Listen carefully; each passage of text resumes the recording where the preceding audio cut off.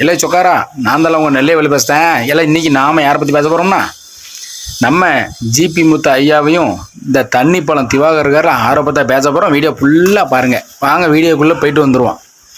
அப்புறம் என்ன ஜிபி முத்து அண்ணாச்சி, என்ன பாட்டும் பழமாக இருக்குது, டயலாகும் பயங்கரமாக இருக்குது.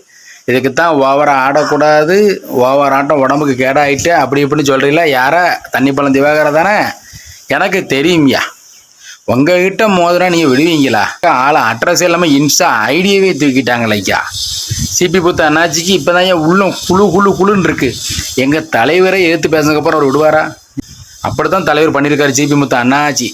எனக்கு தெரிஞ்ச அண்ணாச்சி எதுவும் செய்வன மந்திரவாதிரி சொல்லி வச்சிருக்கலாம். இப்போ ஐடி காணாமல் போச்சு. அடுத்து வேறு எதுவும் காணாமல் போயிருமா இன்னும் அதுவும் தெரியலை. இருந்தாலும் ஓட்டம் அதிகமானதுக்கப்புறம் எல்லாமே இப்போ குறைஞ்சிட்டு என்ன செய்கிறது?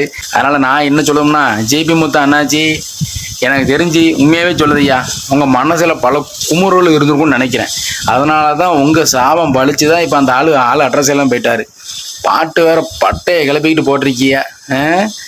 சரியான பாட்டு தான் ரைட்டு. இருந்தாலும் என்ன பண்ணுறது, உங்களை யாரும் ஜெயிக்க முடியாது, வெல்ல முடியாது. எனக்கு தெரியும், எல்லாருக்குமே தெரியும்.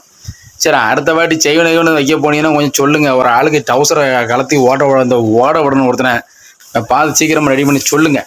ரைட் நண்பர்களே, ரொம்ப சந்தோஷம். நம்ம வீடியோ பிடிச்சிங்கன்னா லைக் பண்ணுங்கள், கமெண்ட் பண்ணுங்கள், ஷேர் பண்ணுங்கள். மறக்காமல் பேப்பர் 240 சப்ஸ்கிரைப் பண்ணி இப்போ எல்லாம் அமைக்கிறீங்க. நன்றி, வணக்கம்யா.